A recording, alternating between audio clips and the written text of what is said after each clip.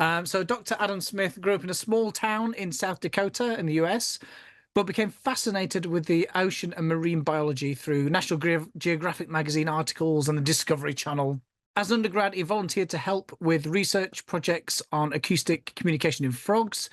This experience hooked him on the study of bioacoustics, a field that naturally combines his two interests, music and nature. Rock on, exactly what I like as well.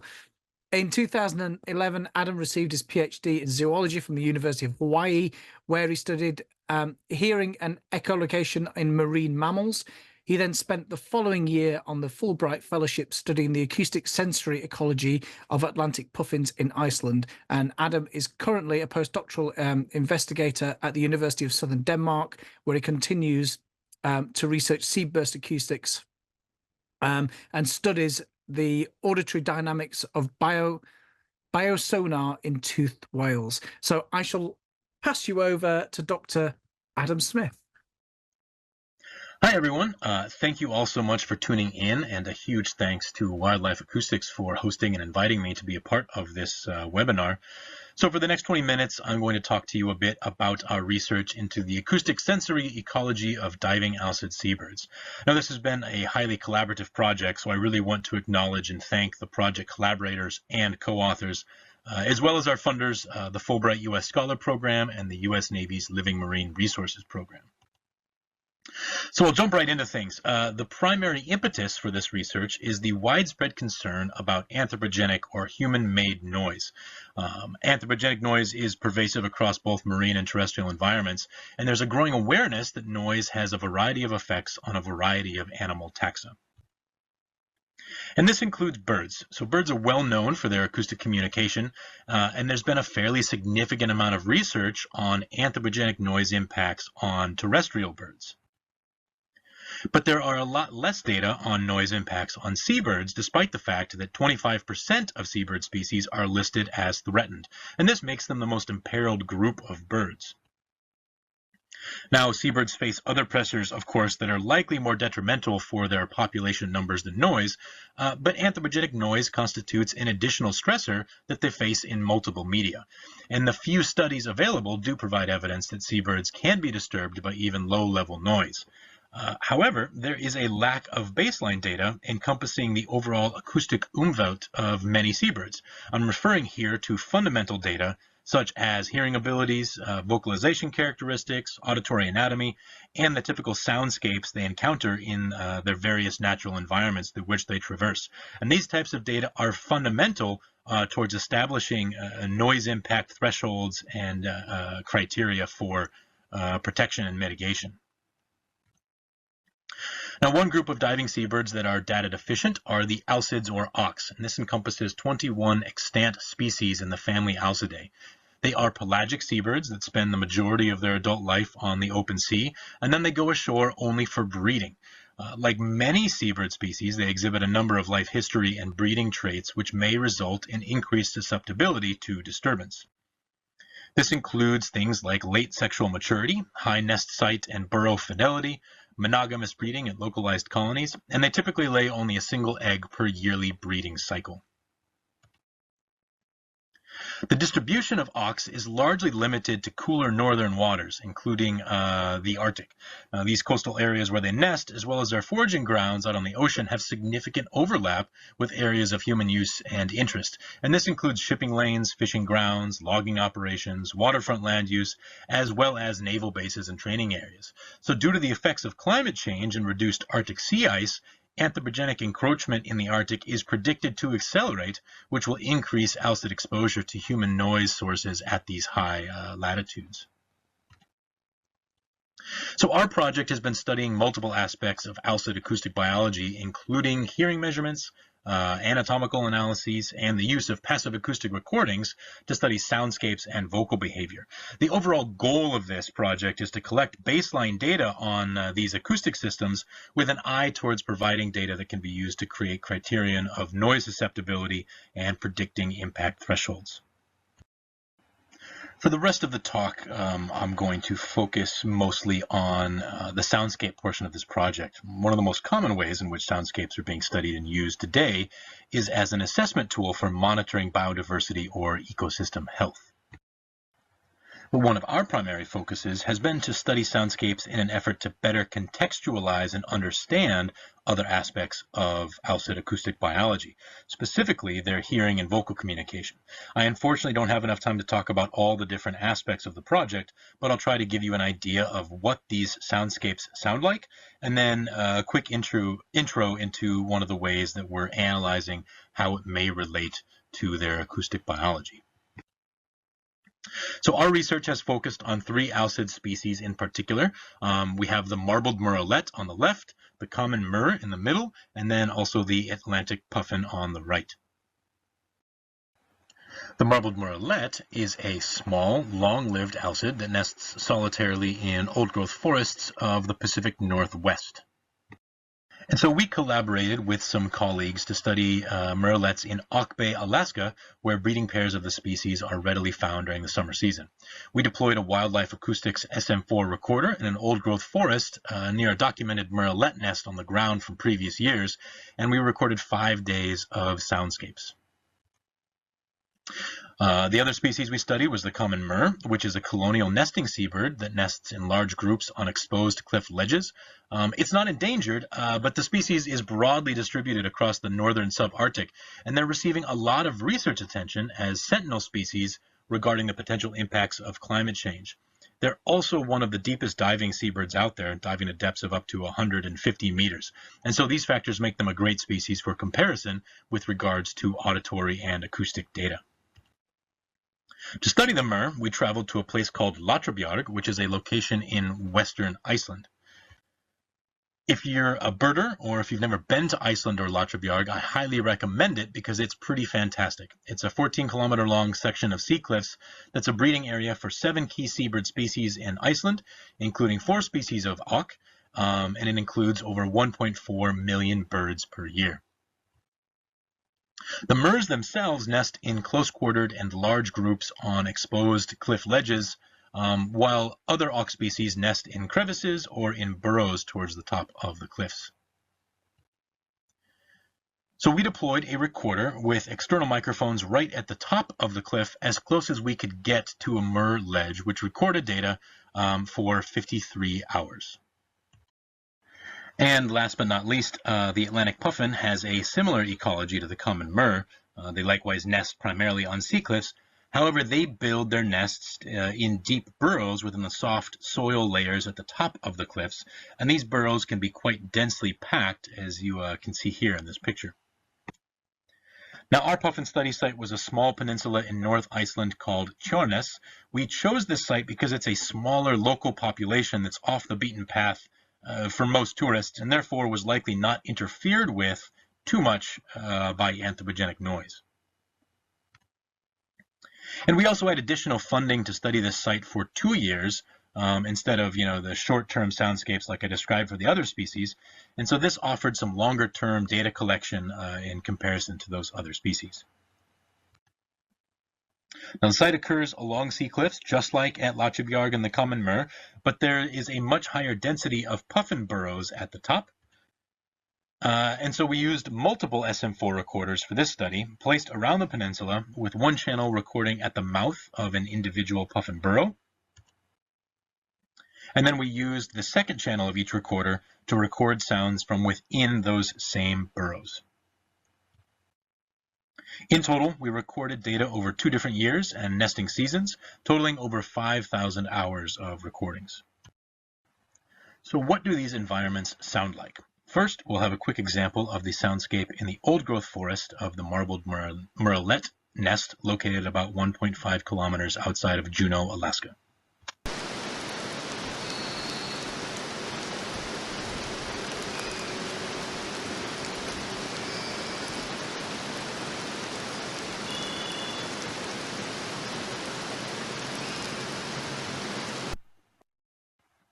Now let's have a visual look at this soundscape. So this is a 5-day spectral view of the forest recordings. You have time at the bottom on the x-axis and frequency on the y-axis, and the colors indicate relative acoustic energy or spectrum level. The primary takeaway from this plot is that this murrelet nest is a fairly complex acoustic environment. There are multiple species of other birds generating sound on different patterns across both time and frequency space. Rain creates distinctive sound in the environment, falling through the trees in the forest, and in turn this generates variable sound from a nearby stream due to increased water flow. And there's also some very noticeable spikes in acoustic energy below 1 kilohertz in this plot. We didn't really hear them in the recording that I played for you, but these spikes come from anthropogenic noise sources from the nearby city of Juneau. So again, this is overall a fairly complex soundscape. And just to orient you, the sound clip that you listened to occurred around this time, where you might have noticed the combination of birdsong, a little rain, and the stream noise. Now let's have a listen to an example of the common murre nesting soundscape at the sea cliffs.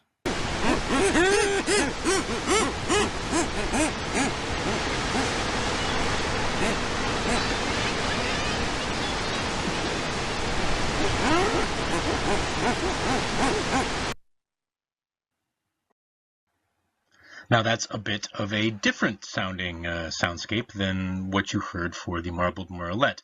And some of the sounds you heard there were, in fact, the murre vocalizations, of which we documented a number of types. So I'll play for you here just because they are kind of fun. For example, we have the crow sound. And then this is an example of 3 different types of calls within the same clip, which are the adow, the nod, and also the growl vocalization.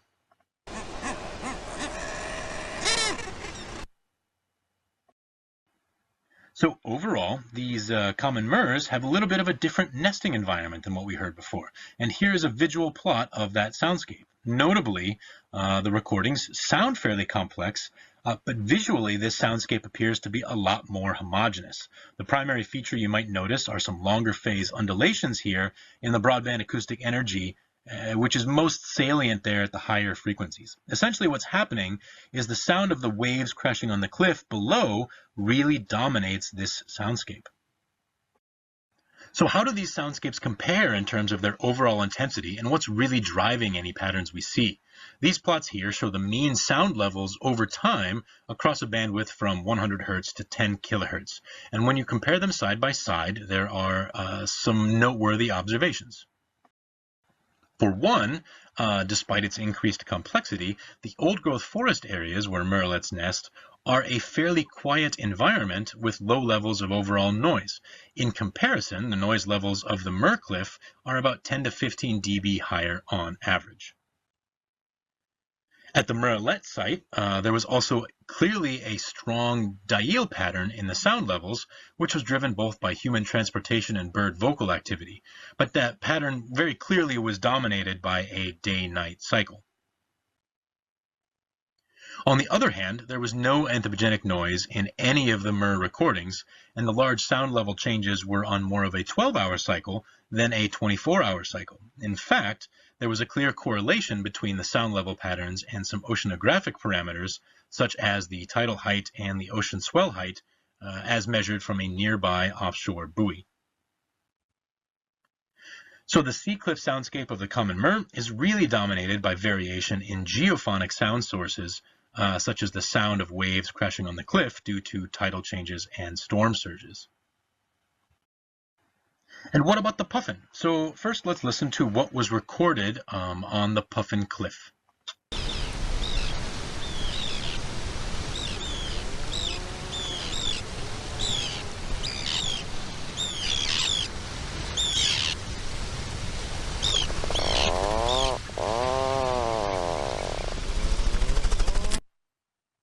Okay, and now the puffin burrow.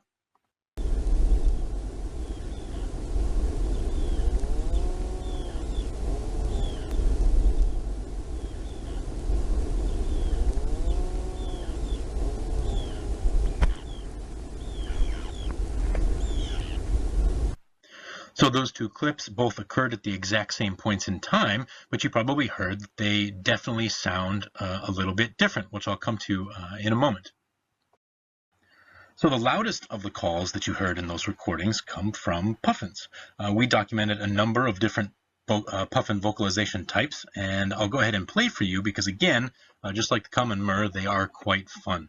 So first up, we have tonal calls, which I kind of call moos. Now, none of these terms that I use for these calls are coined in the scientific literature by any means. I just use them here as a way to sort of keep track of kind of what they sound like.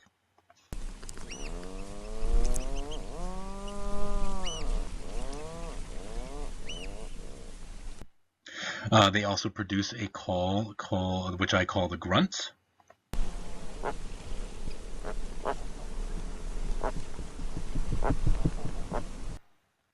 This vocalization is nicknamed purring.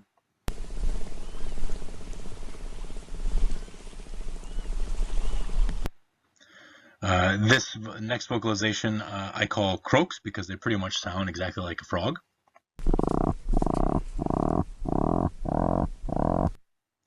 And then also after about June, when all of the eggs have hatched, the recordings pick up a lot of puffling calls.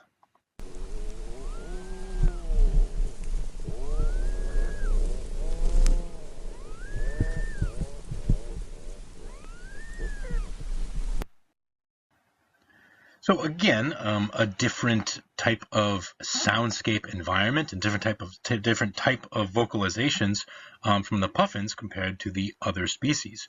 So the top panels here are again the spectral view of the soundscape over a few days, and the bottom panel graphs show the acoustic intensity of the sound. The obvious thing that should really jump out to you visually here and based on what you heard is the significant difference in high frequency energy between the burrow and the cliff face. This plot on the right just shows those bottom graphs, but overlaid upon each other to make the comparison more clear. So sound levels inside the burrows were consistently lower than the cliff face. Except for a few intensity spikes, which you can see here indicated by the arrow. And these spikes are in fact recordings where puffins were vocalizing from inside the burrow. So overall, the burrows act as a low-pass filter at about 1,000 hertz. A very interesting question then arises is, are these soundscape differences in and out of the burrow important for the species? Or is this just a side effect of building a burrow to protect from predators, and then the quieter environment is just a side salad epiphenomenon that happens to be nice? This is something that we want to look at more closely in the future. And another thing that should jump out here from these plots is that the puffin soundscapes show very clear undulations in the sound level that are suspiciously similar to what you saw with the common murr soundscape. And sure enough, when we compare the sound levels to some environmental parameters of interest, the puffin sound levels are temporarily linked with changes in the tidal height. So what could these soundscape differences mean in terms of each species' acoustic biology and communication? Well, there are a number of different ways to use this data, but one thing that we can do is that we can combine data on the species' vocalization, their hearing, and their soundscape characteristics to estimate how far away they can communicate with each other within these soundscapes before the background environmental noise masks the communication signal. Because some of these species are highly vocal, and therefore vocal communication probably plays a significant part in their communication. Now, for example, as I already played for you, we've measured acoustic characteristics of a number of different murr vocalization types. And so we can go ahead and do these calculations, and I'll show you some of these calculations for the common murr. And when we complete these estimations for the common murr, what we see is that natural environmental noise may in fact decrease their communication ranges by between 70 to 80%. For example, if they were out floating on the surface of a still sea where everything was quiet, they might be able to hear each other out to a range of 100 meters or longer. But then when there is a high wave swell at their nesting areas, they may be only able to hear each other out from 10 to 20 meters away due to that really loud sound of the waves crashing on the sea cliffs. And as you've heard earlier, we've also recorded multiple types of adult puffin vocalizations so far, and we plan to continue these analyses with our puffin data, but I unfortunately don't have those results to show you at the moment, and I've also run a bit out of time. So the project is still ongoing, and we've still got plenty of work to do. So with that, I hope that you've all enjoyed listening to some of these Alcid soundscapes and some of their vocalizations and learning a bit about our project. Before I end, I'd like to just thank you all for your attention and also for the invitation and opportunity to present. So thank you very much. Thank you so much. That was really interesting, and we all like a puffin. I think you got lots of hearts disappearing up as soon as you mentioned the word puffling. I mean, that's the best word in the world, isn't it? Fantastic. Yeah, they're pretty cute.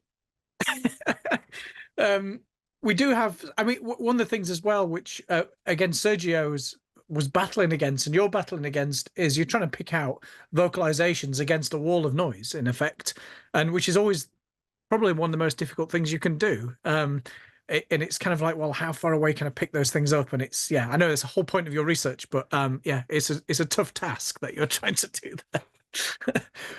there. Right, we have questions. They're coming in thick and fast. So first question, did you ever pick up predators on any of your recordings? No, well, it depends on which recordings you're talking about. No, we really didn't. The common murre and the marbled murrelet soundscape recordings were very short in duration. We were kind of on it was part of a project where we were focused on studying the hearing at that time. So we really got those soundscape snapshots. So we did not pick up any predators on those. The common murre, I'm sorry, the Atlantic puffin, there's not actually that many predators except for a few bird of prey species and then the Arctic fox. I can almost guarantee that we probably did get vocalizations from those species in our 5,000 hours of recordings, but those really weren't the focus. So I haven't analyzed data or done anything with that, if that makes sense. Yeah, that's a job for somebody else to sort of, you can just pass your data on to them. So this is obviously a UK-based question, but is the common murre the same as the guillemot in the UK? I don't. Yes, absolutely. Right. That's okay. That's good. we now all know that. Do you have any idea what the vocalizations mean, especially when you were pulling out all those different puffin vocalizations, everything else? Are they associated with any particular behavior, for example?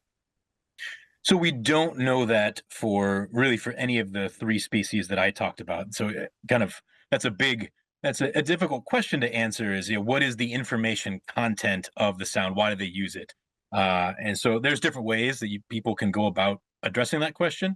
With these species, we don't really know. Most of the vocalization research that's gone on when it comes to seabirds has really been driven by the idea of individual recognition. Does the information content or do these vocalizations encode an individual identity, kind of like what we have in voice, right? You can identify other humans you might know specifically by their voice, and that's because our brains are very much especially wired to do that. And so lots of birds, songbirds, things like that, their brains also have the ability to pick out a lot of fine scale acoustic parameters. And so a lot of this has been driven by puffling calls or other seabird chicks, and can parents identify either their mate or their own chick based on those puffling calls. But as far as the broader behavioral context, no, we don't really know. And that's one of the kind of longer term questions that we definitely want to answer with all that. The first step is, of course, just describing what are the vocalizations, what is their whole vocal repertoire, and so that's kind of the stage we're at with those, and then we're going to move on from there. I mean, this is just me wanting to know, really, but did you notice any difference between, when you get a noisy environment, did they make a particular call in those noisy environments, and just in order to get over that sort of? Yeah, no, so we did not notice that they produced any particular type of vocalization, but a more, I guess, what might be a more specific thing to look at is, do they change the volume or the intensity of their outgoing sound in response to changing noise environments? That's something we call the Lombard effect, and humans do it, right? You go into a bar, a loud bar, or you're at a concert, you start talking more loudly to get over that noise. And you see that in a number of different animal species as well. And it'll be really interesting to another goal that we're kind of working through right now with this data set is, do we see these animals change the intensity of their vocalizations, of any of the vocalizations between, say, the low tide, quieter environments versus the high tide, louder times? Excellent. Someone's asked, is there a website or a specific location where they can learn more about the project and its data? Oh, that's a great question. Unfortunately, no, we don't have this project. It doesn't really have a website of itself. Our collaborators at the Woods Hole Oceanographic Institution, they have some more details about the project on probably a lab website. But no, we don't have a full project-wide thing. If anyone's interested, I can definitely send the link to the Woods Hole kind of lab website where we started this research for sure. I think that would be really appreciated by look at some of the comments. It's good. Do you have plans to compare vocalizations from the same species but in significantly different locations for further understanding? That would be a great thing to study, actually. We don't have plans to do that. We've kind of been focused on we're focused on those one sites, and we're still kind of working through all the data. But that would be a fantastic idea for a broader project. Absolutely. It's a good question and an interesting notion. If these seabird species show differences in their vocalizations that vary over long ranges, and would any changes kind of sweep through? You see it in whale song, where there are cultural changes in whale song types that kind of propagate over time and space throughout years. I honestly don't know if anyone's looked at that in widely distributed seabirds at all. Yeah, I mean, one of the I had a meeting not so long back with Bob Planky, who basically runs Xenocanto, and he was talking about the data, which is freely available, and people can go and like download data and have a look at it. But they try and encourage people to put in the background noise. Don't edit things out, because you never know. In your research, for instance, you want that background noise, you want that extra information. So there might even already be a resource kind of already sort of sitting there that you never know may already exist, which would be absolutely. Great. So it'd be wonderful. Is there a consistent depth to the burrows that would tap into a resonance quality that amplifies certain frequencies? Now, that's a great question. They're not necessarily the burrows that I observed where I put my recorders and things like that. If I said it was a consistent depth, I'd be speculating. It seems about anywhere between 1 meter to 1.5 meters, but there is a lot of variation because they're not all straight, right? They get pretty dense, and so it's almost like a honeycomb, like matrix. It would be really fascinating to somehow get a scan. And you know how you can get 3D models of like anthills, right? And you see how complex they are. These burrows look really complex in some of these high density environments. Some go straight and then completely angle off, and so you have no idea how far back it goes. But if I had to guess an average, it would be anywhere between 1 and 2 meters. Yeah, and they do. I mean, everyone loves the puffin calls because you don't expect them to make that noise. I mean, it's just such a it's absolutely fantastic. So I forgot to answer the second part of that question: is would the burrows have a resonance quality? And I think probably that's one of the questions would be the overlap between where the burrow kind of filters out that high frequency noise. That's actually aligned very closely with the dominant frequencies and energy of their vocalizations. And so what might be happening is the puffling calls are at slightly a higher frequency. So there's the potential that a puffling vocalizing inside a burrow is having its call removed and attenuated outside of the burrow, potentially as maybe a predator protection mechanism or something like that. I don't know. It does seem suspicious that there's this alignment between their vocal energy and where the burrow frequency cutoff is. But we're basically saying that pufflings have their own guitar amplifier, basically, just like splitting maybe. Is there any difficulties in recording in burrows? I mean, obviously you've got a disturbance level anyway. I mean, are you recording by sticking the microphone right the way inside, or just at the entrance, or how are you doing that? Well, we paired it up. We had a microphone right at the entrance, but that was, so we had that up and then kind of not on the ground, but up a little bit. And then the second one we put inside the burrows. I mean, yeah, it is difficult, right? You've got to try. We stuck a GoPro on the end of a pole and then hooked it up with your phone, with the phone GoPro app, to see if we could see, and then sticking the microphone inside, trying to make sure that we could get the microphone placed in a way that wasn't, disturbing them, but was close enough and deep inside, yet far enough inside to kind of be able to get an accurate comparison. So yeah, it wasn't. It just takes a little bit of time. As far as getting good recordings, one of the things you have to worry about is, over time, these animals are going in and out, so they can start to accidentally bury the microphone in dirt and silt. There are bugs in there. They have parasites. They have insects, and so the windscreens, the protection windscreens on those, start to get eaten away. And so we had to actually go in and change the windscreens on those every couple of weeks, just to make sure that the microphone positions were good and consistent, and that we didn't damage the equipment too much. This was back at a bat conference many moons ago, when we used to have bat detectors which had those windscreens on as well. There was a whole debate on what chili sauce to put on the end of the microphones to stop things eating it, and it was the different brands. People were trying different brands. I'm like, this is brilliant. This is only an ecologist. I didn't think of that, and that's a fantastic idea, and I'm going to steal it. So if I could ever give credit where credit is due to whoever came up with that, please let me know. Oh, there were lots of people using it. Well, thank you so much for your talk and answering questions. I'm sure there would be more popping up in the chat. It was really fascinating, and you're getting lots of applause and likes and things like that, as you would. And I'm sure this is for you, and with all the speakers, you're happy to be contacted anyway. I'm sure people want to hear more and more about what you're doing. So yeah, thank you once again for all your time and effort. Much appreciated. Thanks, guys. Thanks for having me.